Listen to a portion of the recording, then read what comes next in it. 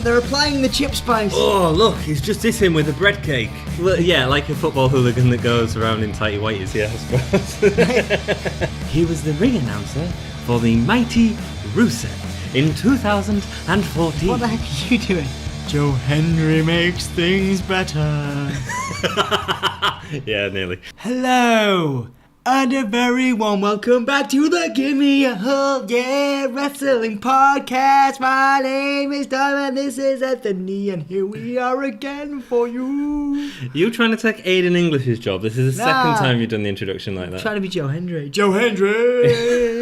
You're into Joe Hendry now, aren't you? I'm into a lot of it, awesome, man. It's taken me a while to get into everybody. Really not sure about Crater, but I'm a massive fan of Maxted after this episode. Good work. I'm more into Hendry than I've ever been. I believe in Kirby more. Okay. You know, I don't know why. Some great selling by Kirby tonight. Yeah. Maybe it's because he's from like Thirsk or something. But like, maybe so. I didn't really believe in him as a heel. I didn't really believe in him as anything. That sounds really harsh, actually. That's fair enough. That's just tonight, an opinion. You believe. You're a believer in the Zoidberg elbow. I believe in Kirby. I'm really surprised I didn't use that in the match. Let's run down. So we're going through World of Sport Wrestling. I still refuse to call it WOS Wrestling. From the 1st of September 2018. We're on to episode 6, so we're more than halfway through the series now. I think it is. I'm sure it's We're getting to the business end, as they say. We are. So the show starts off with Rampage Brown, but they don't call him Rampage Brown. They call him Rampage. It's probably better, to be fair. Oh, no, Every time someone says Rampage Brown, I think of like Charlie Brown. Charlie who? Charlie Brown. Oh, Charlie Brown. You think Rampage is related to Snoopy's best friend? I just imagine like Snoopy and Charlie Brown wandering down the roster with like Charlie Brown's got like a... You could describe CJ Banks as Snoopy. Yeah, and he's like he's got his belt, and he's waddling down, checking on Snoopy, making sure Snoopy's all right. Yeah, and Shah Samuels does wear a yellow and black ring gear. Yeah. There's a lot of Charlie Brown here. A lot of Snoopy references. I think we've just got it. So we've got Rampage with CJ Banks and Shah Samuels versus British Bulldog Jr., Davey Boy Jr., whatever they want to call him this week. Yeah, good crowd work at the start. Shah Samuels come down with CJ Banks, worked up the crowd a lot. I think at points it took away from what was happening in the ring. However, it paid off in the end, and we'll get into that. But I thought it was a great way to start the match. It really sort of opened the crowd into it. And people are really into Bulldog, man. People are into Bulldog Jr. Since they rebranded him as the Bulldog Jr. and not Harry Smith or David Hart Smith or whatever he was in WWE. Yeah. People make a big deal about how much he looks like Bulldog, and there is that, and people how much he's similar. But I think he looks more like Dynamite Kid. Actually, there's elements. It does. There's elements of Bulldog's style and his look, obviously. Yep. But I think his ring work is solid. I think his attire needs work.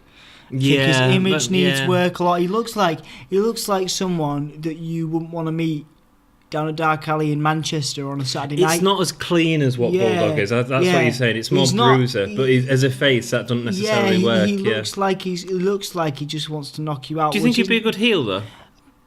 Yeah, I do. I think he would be a good heel. I really want him to change his... I know it sounds horrible. I'm not at all against Canada at all, because I love Canada, and I know that's where he's originally from or where he was born. Yes. But he needs to... If he wants to fully go into this British Bulldog Jr. gimmick, the Canadian flag on the back of your tights don't really do anything. No. And also, it really bothers me. I'm sorry it bothers me so much, but his tights are purple and it clashes with the red and white flag of Canada. Yeah. Does that not annoy you? I think it's all... Next time, look at it. I think if you call it a British Bulldog, it needs to be Union Jack. If you're advertising it as that, let's go out. Whether he's from Canada, and we sort of know the history as we've gone through on our Wrestling Rewind series, which is another series we have on YouTube. Check it out. Because his mum's Diane Hart, is it? I think it is. Let me check on that one. Pretty sure it is. So we don't get it wrong. So he... We know that he was born in Canada and all that sort of stuff. If you're branding him as the British Bulldog, let's brand him with the British stuff, Yeah. He's not the Canadian Bulldog. If you want to turn him into a heel at some point and have him as a Canadian What animal's Canadian? A moose. Yeah, you're right. The Canadian moose. Diana Hart. Diana Hart, yeah, very good. So there was a nice delayed vertical suplex again. We saw that last week. I don't think this one was quite as good, but it was still good to see. A nice callback to British Bulldog. Rampage moves out of the way for a haluva kick. Basically, a kick in the corner of the rope, forcing Bulldog to get hung up on the ropes, and that's where Rampage starts working over his legs. I tell you one thing about this this entire episode. This match had the working over the legs. The Joe Hendry match had working over the legs. Cruz had working over the legs. Yeah. You need to sort of break it up a little bit. There's a lot of repetition, and also one of the things I want to talk about, which they really need to work on for next season, is they really need to drop the repetition of moves, of stories, and of commentary. Yeah, you mentioned this. This will come up more later on in the notes because I've got it down. But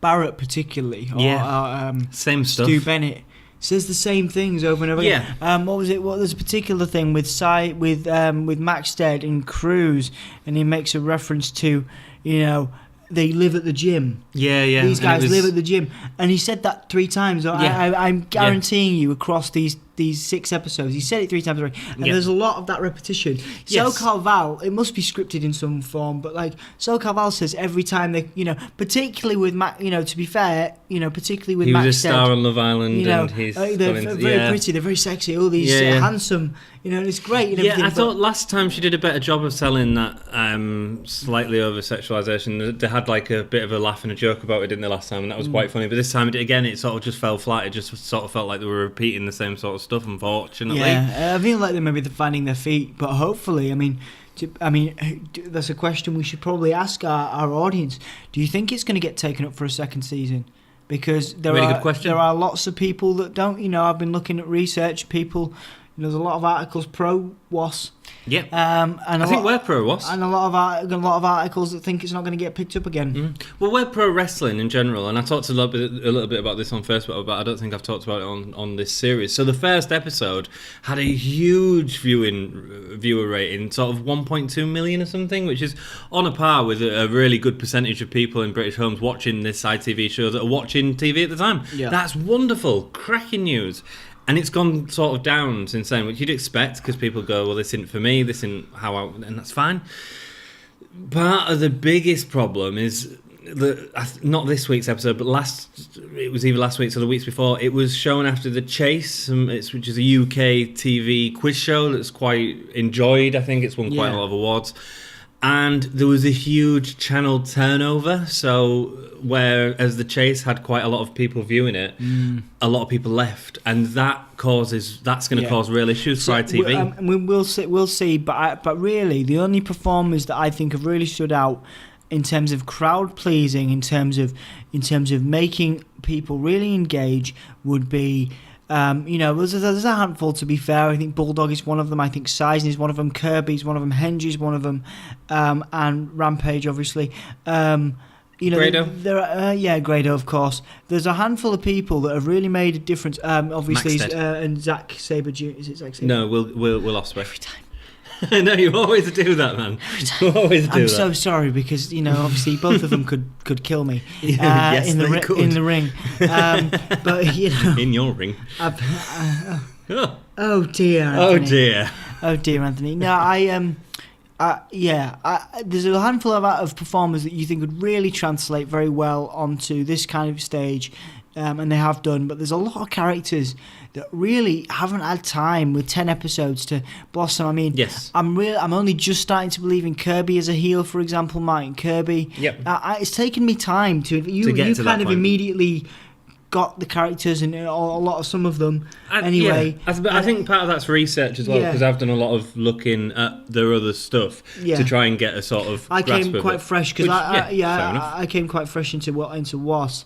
World of Sport, and which is exciting because I wanted to be excited by it. I wanted it to be fresh. Cool. And while it's interesting to me, the product doesn't excite me unless Will Ospreay. Will Ospreay is great. I think I was excited for this episode in terms of because we knew that the Nathan Cruz and Maxted thing was going to play out in the finals. But I get what you're saying. I do get what you're saying. But I think it just takes time to get to that point, and hopefully give it enough time. You're more invested now than you was at the start. Exactly, which is perfect. So CJ Banks and Shah Samuels continue to work over the leg as Rampage distracts the ref. Bulldog Jr. flips Rampage over the back of him and gets a hell of a lift on him. Yeah. I mean, there was another one of these in the same episode, flying through the air and crashing on his back. It was a really great, simple back suplex flip, you know. Like I say, if they repackaged Harry Smith or Bulldog, you know, even they just called him Bulldog or something, and they gave him better attire and a better gimmick, he could be world beating, man. Yeah, I mean, he's been a world champion in other organisations. Yes. But and obviously a tag team champion in WWE, but really, you know, there's definitely more work to be. He's on the cusp of some really fantastic stuff, I think. Yeah, I think so. There's a nice point where Bulldog steps on Shah Samuel's fingers after doing a move to Rampage in the corner. This is basically, it's a payback for the audience. There's been a lot of heat building up between Shah Samuels, which again did distract from the fact we've got the championship match in at times, but also it was great that as an audience we get that payoff of this guy getting his comeuppance by him stomping on his fingers, which is really fun. It was good. The Bulldog goes for a power slam, but Rampage backs off, and we get that awesome looking DDT from Rampage. Rampage delivers that DDT so well, and Bulldog sells it awesomely, and he puts Bulldog down for the pin. When the three start to surround Bulldog, Justin Sizem comes down for a save. Now we've seen Justin Sizem and Rampage go again, so I've got a few issues with that. Yeah, we talked about that in our notes. Yeah, I think he's one of our, aside from Grado, he's the most credible performer for the title. Sizem's amazing. Yes, and I agree. He's coming to Hull, isn't he? Really he is soon, coming to Hull next month, in NGW. So if you were around the Hull area, but also whatever area you're in, if you're in Britain, just check out some of these independent shows, and all these guys are like performing on the circuit at the minute. I think in Hull we're getting Sizem versus Cruz for NGW, which is awesome. I mean, it'll be a great match, and Cruz obviously from Hull, and people enjoy his work here. Yeah, and I do. I hope I'm not fanboying too much of anything. No. I think he's doing really well in this show as well. I think there's a place for it on this podcast. Obviously, we are Gimme a Hull, Absolutely. Stu Bennett announces a match for Sizem at the end of the night. He's going to have a handicap 2-on-1 match against Shah Samuels and CJ Banks. If he wins that, he's going to get another shot at the title. I have a little bit of a problem with that. We've seen Sizem and Rampage go at it already. And I get that Sizem should always be in the main event picture because he is incredible in the ring. Incredible. Yes. But I also sort of think it's going over the same thing again, you know? Don't need to see it right now. Maybe leave it a little bit. A bit quick for me, that's all. If he's going to win the title, not that I'm going to try and spoil. If he's going to win the title shortly. Do you know who wins and who doesn't win? I haven't seen any spoilers for any of the other episodes. No, I don't. Oh, you don't? Right, cool. If he wins the title when he gets his next challenge in, then that's fine. Yes. But if he doesn't, then that was pointless. That's about as pointless as Braun Strowman cashing in his money in the bank for Hell in a Cell only to lose it. But as a plus, it has sort of given a little bit of time for Shah Samuels, especially to put himself over. And his promos have come really on. enjoying it. Again, to me, he just reminds me of Paul Heyman. He's not. I don't think he's like he should be a really, as in like a proper London Paul Heyman. But I'm not really sold on him as an in-ring competitor. He does look good. All right, in that last match, he carried the match rather than CJ Banks, I'd say. Right, yeah. Next match, we have a submission match between Joe Hendry, who makes things better, I believe. Joe Hendry makes things better. Versus Martin Kirby. If you've seen the podcast before or any of our other Wrestling Rewind series where we look at old WWF pay-per-views, check it out. Don't forget we have merch. We have merch on Redbubble and stuff like that as well. Cups and t-shirts. We always like to go through a couple of the details of the wrestlers and sort of look at a bit of the history. And this week we have decided to look at Joe Hendry, who makes things better. Amazing. So, yeah, we'll do a little bit of research about Joe Hendry. I quite like singing. I quite like doing the bits. Joe Hendry makes things better. Yeah, how'd it go? Joe Hendry makes things better. Go on, you can do it if you want. Joe Hendry makes things better. Yeah, nearly. So he's wrestled near enough. It'll do for the Gimme a Whole Year podcast. It'll do. That should be our new saying. That'll do, pig. Every time I'm editing, I'm like, yeah, that'll do. So he's wrestled with promotions such as Impact, Ring of Honor, Insane Championship Wrestling, obviously ICW, the Scottish promotion that we've talked a lot about actually during this. A lot of guys have been wrestling up there, and girls as well, with the Viper and Kaylee Ray feud that we've seen play out at ICW, which was awesome. And New Generation Wrestling, NGW, based in Hull. He won the Tag Team Championships at ICW and NGW, as well as winning the Defiant WCPW Championship. He worked with the WWE. Really? In 2014, he was a ring announcer for the mighty Rusev. What? He was the ring announcer for the mighty Rusev in 2014. What the heck are you doing? I don't know, man. Trying to be like, what's it's like a documentary. What's the documentary? David Attenborough. Yeah, man. And here we see a Joe Hendry. A Joe Hendry next to the mighty Bulgarian brute, a Rusev. Rusev is wooing his native Lana. He was also with someone else. I think there was another British guy. For some reason, because of that, like, ow. So basically, he went to WWE and they said, "Who wants to do this spot?" And he put his hand up, and so he played a Russian announcer for Rusev. And that'll be online somewhere, so go check it out. So he got the job. He got the job at the WWE to be a Russian announcer, and that was it. But the thing is, Dom, Joe Hendry, it makes things better. I'm gonna have to find that now. Like, do you reckon that was his one gig? We're gonna fly Joe Hendry, who makes things better. I don't know the details. I presume it was at a UK show, and they went as a wrestler, and they have they always invite jobbers to WWE to sort of. That's where James Ellsworth come in. So they always invite what they refer to as jobbers, so someone that they can use, local talent that they can use on a spot. So jobbers shouldn't sound like a negative term. And they chose him to be the Russian announcer, which is pretty cool. And it'll be good to watch, because I bet he does a fantabulous. I bet he makes it better. I bet he makes things better, because he always does. He's got a black belt in judo, and he went to represent Scotland at the Commonwealth Games, which we've heard a few times in the commentary this time, which is pretty. That was in amateur wrestling as well. It's amazing. So check it out. You think you've done stuff with your life, and then you meet Joe Hendry, who's like 2 years younger than us, who makes things better. I believe he does make things better. Obviously, a massive match in his career was his match in WCPW against Kurt Angle, which was a big sort of thing, and sort of we now have the Hendry lock, which is obviously the. I wonder if he did a video on that one. Did he do a video for Kurt? Oh, I don't know, man. I don't know. But that's the next thing to talk about. So he is a lead singer of a band called Lost in Audio. I don't know if he still does that, but Lost in Audio do have stuff on YouTube. So go and hit them up after watching us. Don't go straight away. Watch us first. He's also got a master's degree in business and marketing. Dude. Whoa, insane. This dude is a busy man. So let's talk a little bit about Joe Hendry's gimmick, because you sent me a load on Facebook the other night, and you was like, "Oh, check this out! This is hilarious." So Joe Hendry has he wasn't signed to Sony or something as well with his band. Say again, sorry. He was signed to Sony, wasn't he, with his band? He was signed to a label. Sony, I believe. Yeah. Well, I don't know if it's 10 years? I don't know. Sorry. I think it was 10 years. He was signed to Sony. Something like that. Yeah. I read. Yes, but then I don't think things worked out. So Joe Hendry's gimmick. So what he does in a lot of... It did work out, because now he's Joe Hendry. And he makes everything better. They have...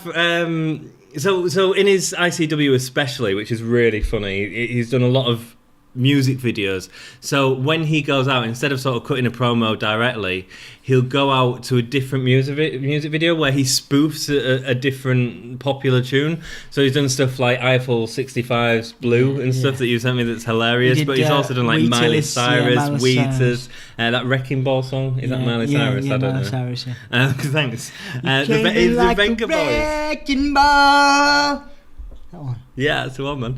Venga Boys, he's even in the Venga Boys. Like, boom, boom, boom, boom. But he doesn't just go out and sing them. What he does is he creates his whole video around it and changes up the words and generally is insulting his opponent in them. I think he did a Pokemon song as well, the Pokemon theme. It's very really clever, funny, very man. clever. So if you're watching this on YouTube and not on any of our other social media activities that we do. And you can also find us on Facebook and Twitter / Gimme a Hole, yeah. And Podbean now. Yeah. Woo! Then if you type into the top of the YouTube search bar, so that after you finish the episode, you can go check it out. Just type in Joe Hendry's entrance and you will have a good time. That is a surefire way for a good time, Dom.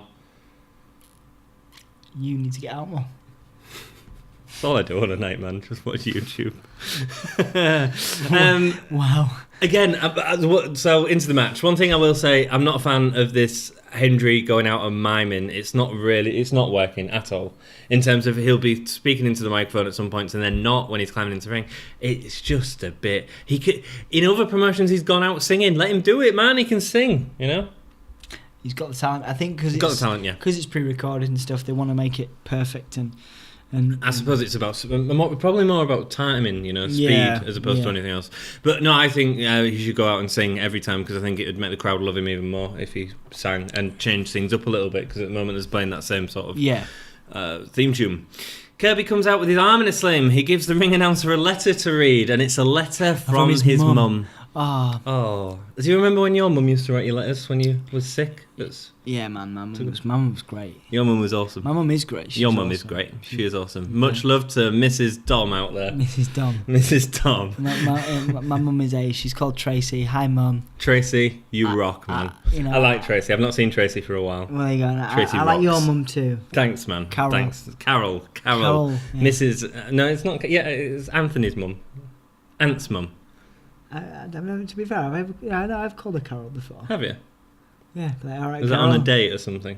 A date? Yeah. Well, I would. I know, and that's what scares me. And you know what? I'd make things better as well. Oh, it's funny. I dated your sister. No, he didn't. She's got better taste. So this is just what we do all the time. Just proper rip into each other, especially about families. That's just fun. I wasn't joking. Like you'd have a chance. He pulled his hamstring muscle. What, you with my sister, exactly. Boom. He pulled his hamstring muscle whilst he was combing his hair. Obviously, Jack Kirby is bald. He's got a sniffle, and it's probably looking at developing into a full-on man flu. I've had man great. Flu. I've had man flu. Is it pretty bad? No laughing matter. No laughing matter. I've had man flu, man. It's pretty hard. Do you know my partner thought man flu was a real thing? It's not. No. No, it definitely is. No, it's not, dude. It definitely is. I'm going to Google it right now. No, it's just called the flu. When people refer to man flu, it's a man being over the top with a cold. A cold or similar minor ailment experienced by a man who is regarded as exaggerating. Yeah, I actually genuinely thought it was a real thing right up until... Revelation for Dom. Call that live on camera. I am an idiot. Thumbs up on the video for man flu, please. Wow. Yeah. Sorry, Mum. My partner though, she did the same thing. She thought man flu was an actual thing. Have you got man flu? Well, no, I've actually got the flu. But it could be man flu. No, you don't get it. Man flu is an exaggeration. I've actually just got the flu, man. Wow. Okay, let's move on. Shield my immense embarrassment. Dude, I'm sharing this video with your entire family. So Stu Bennett is selling the letter from his mum as a serious thing and that they need to look after the wrestlers in WOS, which I thought was quite funny. I quite like it. I thought it was good fun. I thought, it's a bit corny, but that's fun, innit? It's just fun. Yeah. Kirby's facial expressions. Kirby was great in this match, giving some so good facial expressions. Yeah. The two have a real nice bit of back and forth, and then Kirby starts working over Hendry's leg, using the ring apron to wrench it and the ropes for leverage on it. There was a real nice backdrop. Yeah. Again, Hendry flips Kirby into the rafters, and he just falls back on his back. Looked great. Yeah, it really, honestly, to me, this was the episode Kirby came of. I'm trying to think of the phrase. Not came of age. Really came into his own. Yeah, I agree. I thought he really looked great in this match. Yeah, really great. And the match it's a lot of Kirby in the lead. Kirby locks in a headlock for the ref to count when Joe's down. He pushes out. I'm thinking of Royal Rumble 95. So the ref counts. It lifts Joe. What's the call that? I love that you have the history of wrestling. Confused. Wrestling Rewind. Wrestling Rewind. Go check it out on our YouTube channel. And while you're at it, buy the merchandise, the cups, and the t-shirts. I love that you're doing Wrestling Rewind while we're doing World of Sport. Sorry. What do they call it? Where someone's submitting, right, and they're on the floor and they're choked out, and the ref raises their arm for the 3. It's just the drop. What's it called? The drop. It's not called the drop. You're making that up. It's the drop. It's not called the drop. You are making that up. What's it called? What is that routine called? The arm drop. The arm drop. Okay. So we have an arm drop segment with Joe Hendry who holds it at that last second, which It's like an arm drop. It's like an arm drop. That's not an official term for it. There is no official term for it. Is what I'm saying. We have if someone counts someone in the ring, that's a 3 count. Yeah. What is? He's actually researching it. I don't think there'll be a name for it. Hendry does a neck breaker, and it looks phenomenal. Just watch your microphone, dude. All right. You're knocking at me, Ram. It's all right, mate. Hendry's neck breaker is awesome. It's so clean. Hendry goes for the Hendry lock, but Kirby reverses it. Then Hendry reverses it again and gets it in. It's basically the angle lock, leading to Kirby tapping out. It was a really good match. I would have liked to have seen a little bit more of Hendry fighting back, but in all the match was great, and Kirby did such a good job in this match, and massive respect to Kirby, and good work Hendry as well, man. So I got nothing. You got nothing because there is nothing. It's called the drop. It's not called the drop. It's called the drop. Are we calling it the drop? It's called the drop. So from now on, when we refer to it, as we may do in the 95 Royal Rumble review drop. that we have to do So later on he's this doing week. the drop. He's doing the drop. Is he going to get to 3? Is he going to get to 3 on the drop? On the drop. It's not called. It's called the drop. If you can think of a better name than the drop. It's called the drop. We've got to get to the drop. The drop is happening. The drop is happening. Is he going to get to 3? Okay, he's got to do 2 drops. That's what they do backstage, right? He's going to get him in the headlock. He's going to get him in the headlock, and he's going to drop twice. He's going to do 2 drops, but he's going to raise his arm on the 3rd drop. You can't do it because that entire sentence, like, associate that with going to the toilet, and it sounds like you are commentating. Only you would. If you go back 20 seconds, only listen you to would that do and that. think about someone on the toilet. Only you would do that because you are dirty. He's going for the second drop. He's going for the first drop. He's going for the first drop. He's going for the second drop. You're dirty of mind. You are dirty of mind. Coming back, yes. This is what I do on the toilet. Yeston Reese versus Kip Sabian is next. Kip Sabian. He's good.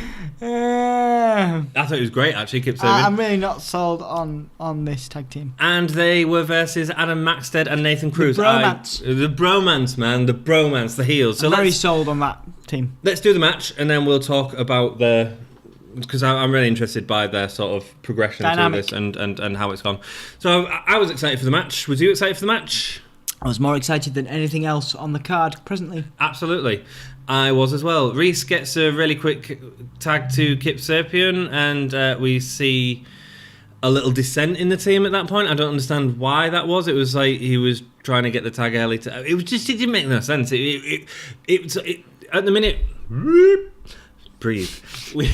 At the minute, we seem to have all these like tag team breakup stories going on. Can we just do that sound again? Just whoop. That's amazing. Thanks, sweetheart. That's more ridiculous than a drop, mate. It's not that's more the sound I make on the toilet.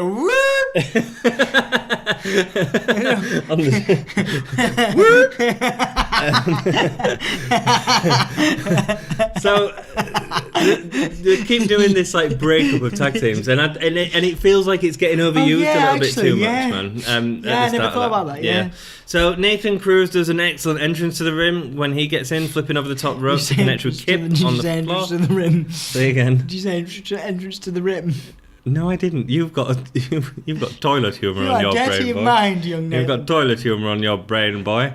The crowd really started to get behind Maxted and Cruz. When did this first time happen? Yeah. This is. They've been heels. You got two heel teams. People have to pick a face or a heel. I agree. And people prefer Maxted and Cruz. I agree. You know. But at the same time, I've got problems, and we'll talk about that at the end of the match. Yes, you do. Yep. If you make that sound, or you're like, I'm gonna drop while you're on the toilet. That's kind of weird. The crowd really started getting behind Maxted and Cruz, especially when Reese hits off Cruz from the apron, which was pretty neat. Maxted has suddenly become a face, and a lot of the story is about Maxted trying to get the hot tag. Yeston and Kip don't let him get it, so they're the heels, and Maxted is automatically the face. I mean, it's interesting how that sort of happens in a wrestling match, that we need someone to cheer for. But yeah, Maxted is constantly going for the hot tag, and they don't let him get it. Again, I was a little disappointed in this match by Reese's work, in the same way that I was the first, one of the last times we watched him. It's a lot of punches, a lot of clotheslines. I don't think the dynamic is great for them two as a tag team. And Kip is great. Kip Sabian is wonderful in the ring. He really is.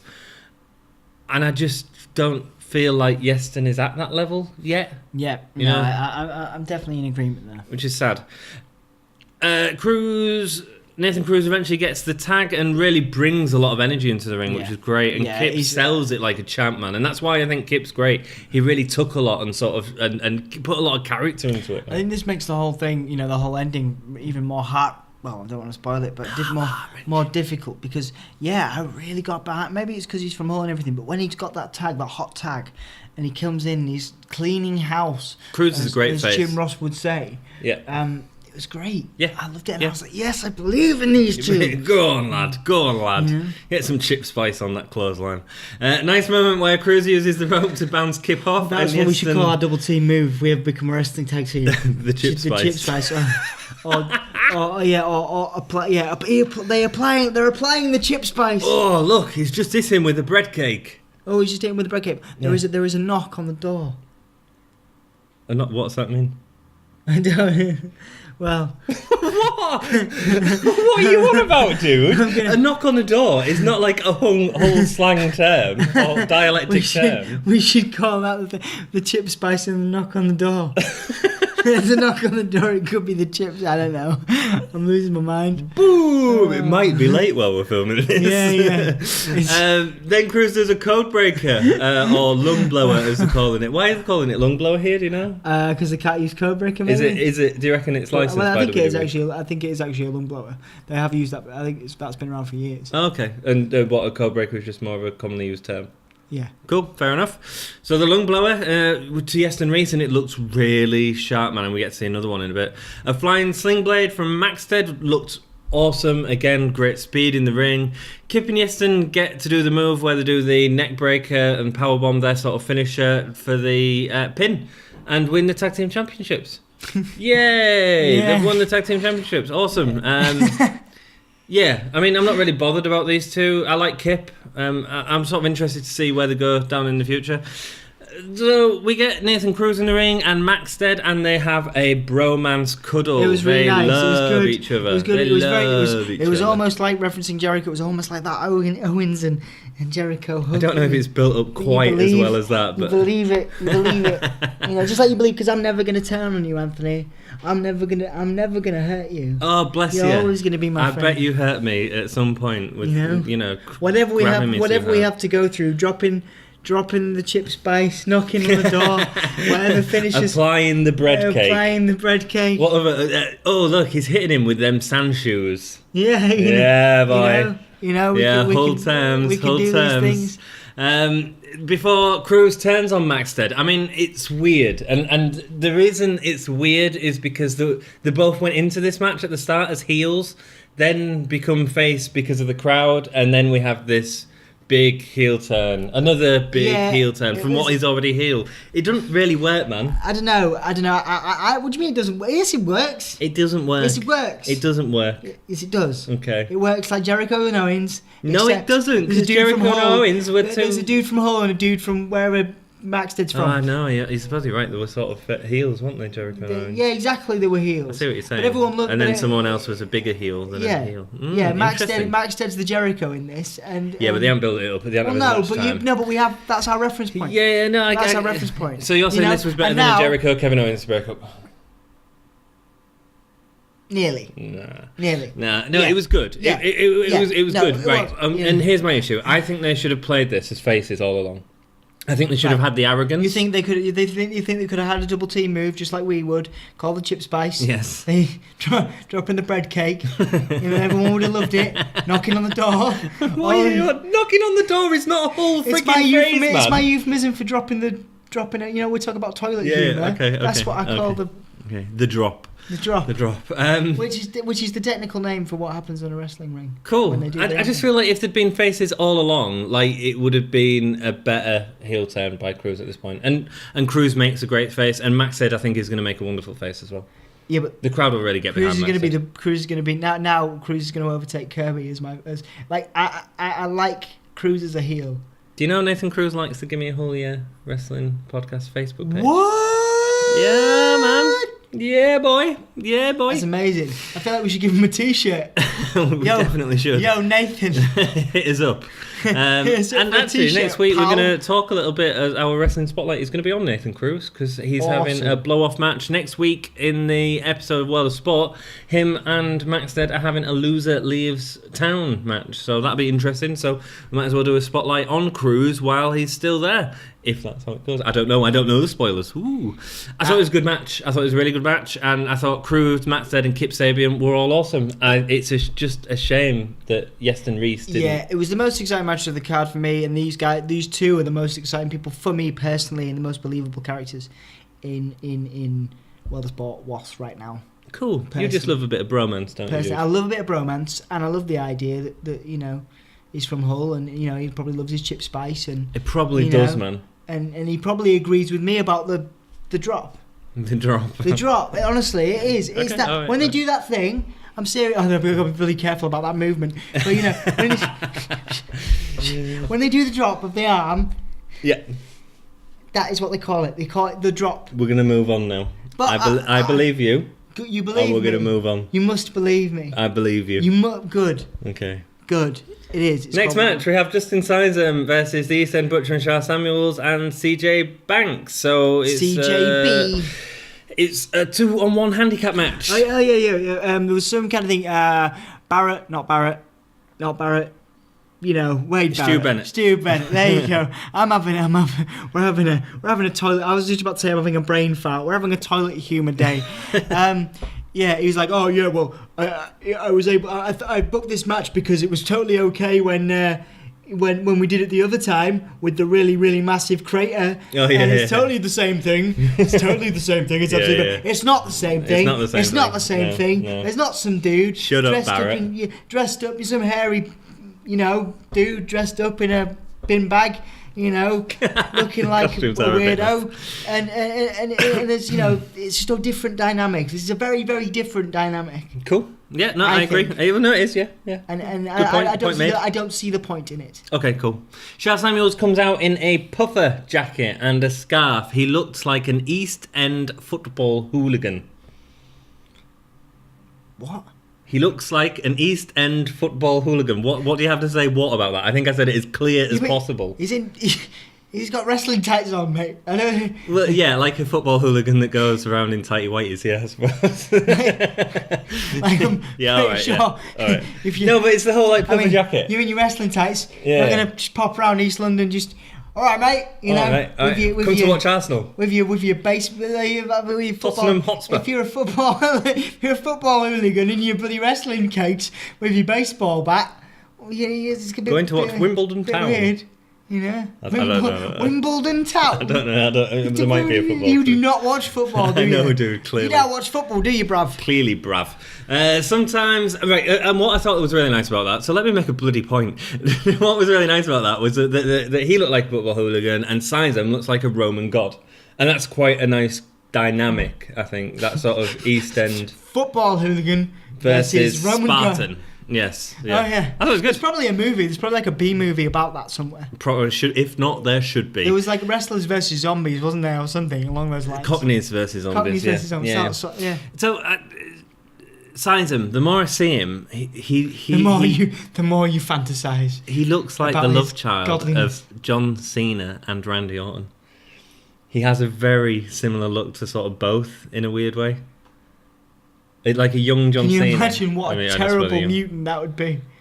Like that's like, I don't know. Ask a few of the writers at WWE. That's barely like 10 moves of doom between them. Like Sizem has more moves than both Randy Orton and John Cena. You're so combined. harsh. You're so harsh. Yeah, maybe I'm the heel of this. I think you are. This piece. That's fine. Shah Samuels felt like a brawler. I really liked his style, actually. This is the first time I've really sort of invested in Shah Samuels, and he really keeps on top of Sizem. With them even having to like cut away the camera, we talked about how World of Sport's on at 5 o'clock and occasionally they have to cut the camera so it doesn't look as brutal. They actually had to do this with like just a kick to the face on the floor by that, and that shows that he was sort of using that brawling style, which is good. It's different.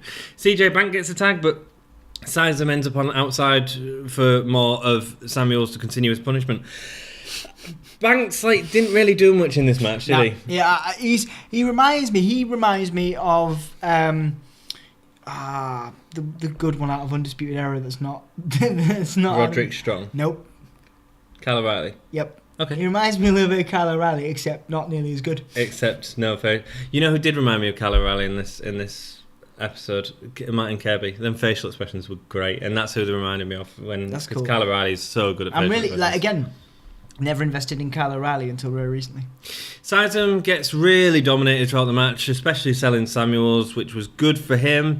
A flying forearm leads to Sizem having his comeback. He delivers a crossbody to both men. And then Rampage comes out for Sizem to meet him. Again, Sizem meets him. It's sort of playing up the idea that he's going to get counted out, and he doesn't. He gets back to the ring in time. The way that he gets into the ring is that phenomenal move again. Spear through the thing. A spear through the ring rope straight into the ring. I mean, that's awesome. It is so good. It's the best thing. I think it might be the best thing I've ever seen. It's incredible. And I think there was the spot more recently with Roman Reigns, and probably someone on WWE staff's been watching, going, right, we need to do this. We need to rip this, blatantly rip this off. Sizem has such a good leap, and he does such a good job. It's great. Then Sizem gets 450 splash to win. Boom. And that kick. Can we just have a moment for that spinning thing that R-Truth, the spinning lariat has been doing for years, by the way. Cool. It's cool. And no one gives him the credit because it's R-Truth, and they should.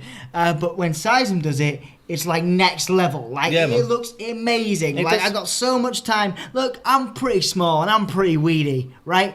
And I don't normally root for the big dudes. I normally root for the little guys, the underdogs, right? But I'm down with Justin Sizem. Sizem is awesome. I'm digging it. So, what do you think of that episode? How many game stars do you give it? I'm still going to say a 2. I wasn't that sold on it. I don't think this was as good as other episodes. I thought there was some good matches, but I don't think the overall thing worked quite as well. So I'd give it a 2 as well. Best performer? Sizem. I'm going to give it to Kirby. I thought them facial expressions were wicked. Close second. And then what else do we do? So we've got the best match. Best match. Tag match. And that. Yeah, I'd agree. Tag match was great. That heart-wrenching finish. Heart-wrenching finish. He's crying over ITV. Yeah, man. Yeah, you haven't done that since you watched X Factor years ago. I've never watched X Factor. You don't know me at all. I don't know you at all. Thanks for joining us. You guys rock. Whoa. Next week, there's the grudge match between Sizem and Maxted with the ladder match, which we'll cover. Sizem and Maxted and Cruz, which I'm really looking forward to. Yep. You've got Crater. Is it 3 men this time? I sort of. Man, it gets on my nerves every time. Okay. Every time he does that now. It was alright at first. I was like, oh, okay, cool. He screams. Or he moans. Or something. Whatever he does. Cool. But I'm not behind it. Okay. I'm not thinking. We'll see how it goes. Is it Robbie X that's inserted into it? Robbie X is in there, and there's three. So it'll be Slater, Kid, and there's 3 other ones. Yeah, Robbie X, there's 3 people, and they're just gonna get battered. So join us next week for that. If you've enjoyed the video, please hit that thumbs up, subscribe to the channel, and check us out on social media, Facebook, Twitter, where last night we did a live tweet from All In, which was an awesome show, I hope. And keep in touch, keep it gay, and don't forget to have the chip spice. Keep the chip spice. Have the chip spice. We need to add that in. Not the door. Drop the door. Knock on the door. Shut up. Sign us out. Keep it gay.